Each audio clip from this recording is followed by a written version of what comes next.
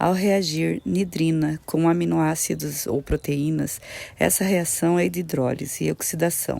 A nidrina reage com o grupo amino dos aminoácidos. Durante a reação, a nidrina, que é um reagente oxidante, se reduz e se combina com o grupo amino para formar a coloração. Esse produto final é conhecido como ruemanina, responsável pela coloração roxa. Ao reagir a nidrina com clara de ovo, as proteínas, como a albumina, são compostas por longas cadeias de aminoácidos. Quando a nidrina entra em contato com essas proteínas, ela reage com os grupos amina presentes nas cadeias de aminoácidos. Ao reagir nidrina com proteína vegetal, elas contêm aminoácidos que possuem grupos aminas livres.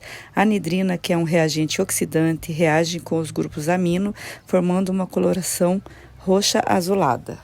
A glicina é um aminoácido e contém grupos aminos livres, que reage com a nidrina, formando uma coloração roxa ou azul. Ao reagir nidrina com água deionizada, ela se dissolve formando uma solução aquosa de nidrina. Ao colocar nidrina na solução de triptofano, a nidrina reage liberando dióxido de carbono e amônia. Forma-se um intermediário que depois se converte no produto colorido. A solução de hidróxido de sódio fornece o meio básico para a reação de biureto. As proteínas compostas por longas cadeias de aminoácidos unidos por ligações peptídicas permanecem estáveis neste meio alcalino. O sulfato de cobre reage com as ligações peptídicas presentes nas proteínas. Os íons de cobre complexam-se com os nitrogênios das ligações, formando um complexo colorido.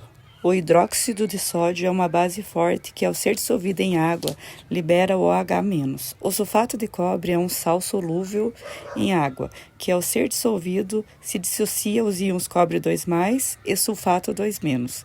Quando os íons do cobre 2+ entram em contato com o OH- do hidróxido de sódio, ocorre a formação de um precipitado de hidróxido de cobre.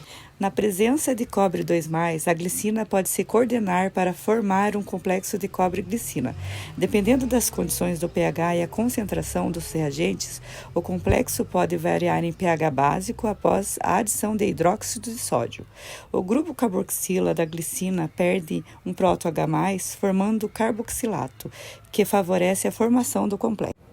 O íon cobre 2+ pode se coordenar com o grupo amino e o grupo carboxilato do triptofano, formando um complexo de cobre triptofano. Isso ocorre especialmente em pH básico após a adição de hidróxido de sódio, que promove a desprotanação do grupo carboxila. Método xantoproteico.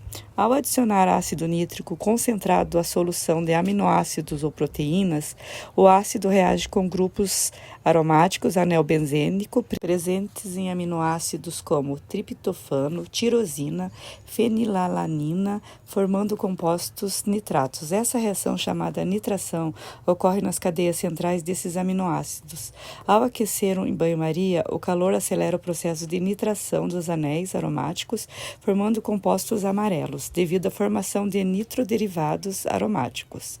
Ao resfriar a solução e adicionar 1 ml de hidróxido de sódio, 2,5 mol por litro, o hidróxido neutraliza o excesso de ácido nítrico e torna o meio básico. Nessa condição, os compostos nitratos formados no passo anterior se tornam altamente ionizados. Na adição de ácido nítrico em água deionizada, não haverá reação química significativa durante o aquecimento. O ácido nítrico se manterá na solução sem causar alterações visíveis na cor ou na solução, exceto pela liberação de vapores de ácido. Ao resfriar e adicionar 1 ml de hidróxido de sódio a 2,5 mol por litro, o hidróxido vai neutralizar o ácido nítrico, formando o nitrato de sódio. Na adição de ácido nítrico em solução de glicina, o ácido reage com a glicina. Ela possui um grupo amino e um grupo carboxila, que podem ser nitrados em condições ácidas. Durante o aquecimento, o ácido vai à nitração do grupo amino da glicina. A nitração dos grupos aminos e carboxila leva à formação de derivados nitro que podem ter cor amarelada ou amarela alaranjada. Após o resfriamento da solução e a adição de 1 ml de hidróxido de sódio a 2,5 mol por litro, o hidróxido irá neutralizar o excesso de ácido nítrico, formando o nitrato de sódio, e aumentando o pH da solução. Na adição de ácido nítrico à solução de triptofano, o triptofano contém um grupo indol, que é muito reativo e se nitrado pelo ácido nítrico. Durante o aquecimento, o ácido nítrico realiza a nitração do anel indol do triptofano, formando derivados nitro. Essa reação produz uma coloração amarela alaranjada. Ao resfriar e adicionar 1 ml de hidróxido de sódio a 2,5 mol por litro, o hidróxido neutraliza o ácido nítrico e torna a solução básica. O grupo indol nitroderivado pode reagir com o hidróxido de sódio, intensificando a cor, podendo ficar alaranjada ou vermelho. Desnaturação das proteínas. O calor intenso faz com que as proteínas se desnaturalizem. Isso significa que a estrutura tridimensional da proteína se desestabiliza e se desdobra, levando à perda de sua função biológica. As proteínas podem se transformar em uma massa opaca, pegajosa. Coagulação. A desnaturalização pode levar à coagulação das proteínas. As proteínas desnaturadas podem se unir formando um precipitado sólido. Isso é visível como uma mudança na aparência da solução. Degradação térmica. A exposição direta ao calor intenso pode causar a degradação térmica das proteínas.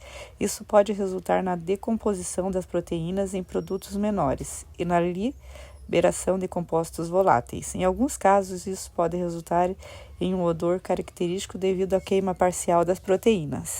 Oxidação e carbonização. Em temperaturas muito altas, as proteínas podem começar a se oxidar e até mesmo carbonizar, formando uma substância preta. A carbonização ocorre quando a proteína se decompõe completamente, produzindo carbono e outros resíduos. De cor. Dependendo da natureza da proteína e da presença de outros componentes na solução, você pode observar uma mudança de cor, como o escurecimento devido à carbonização. Quando você adiciona o ácido tricloroacético em uma solução de proteínas, ele provoca a desnaturação das proteínas. Isso ocorre porque o TCA diminui o pH da solução e desestabiliza as interações que mantêm a estrutura tridimensional das proteínas. Como resultado, as proteínas se desintegram, se agrupam, formando um precipitado. Pode causar a precipitação das proteínas, especialmente se elas estiverem em grupos carboxilas livres.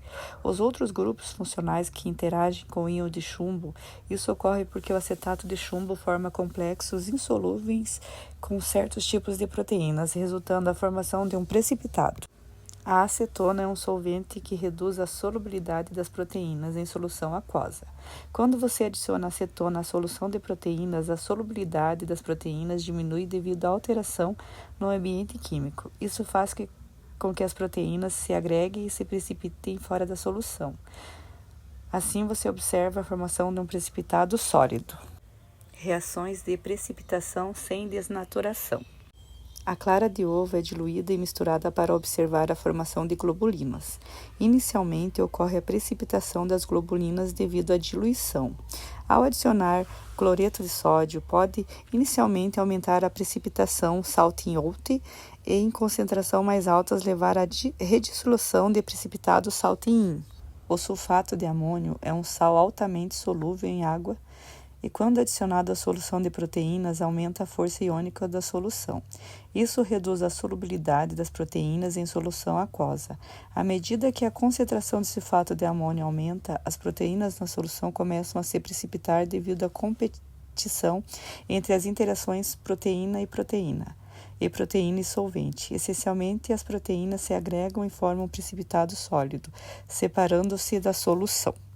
O peróxido de hidrogênio é um agente oxidante que, ao entrar em contato com a carne, é decomposto em água e oxigênio. Esta reação é catalisada por enzimas presentes na carne, como a catálise. A decomposição do peróxido de hidrogênio produz oxigênio gasoso, que forma bolhas visíveis. Essas bolhas são frequentemente observadas na superfície do pedaço de carne. A formação de bolhas ocorre devido à rápida liberação de oxigênio gasoso como resultado da atividade da catálise em outras enzimas presentes na carne.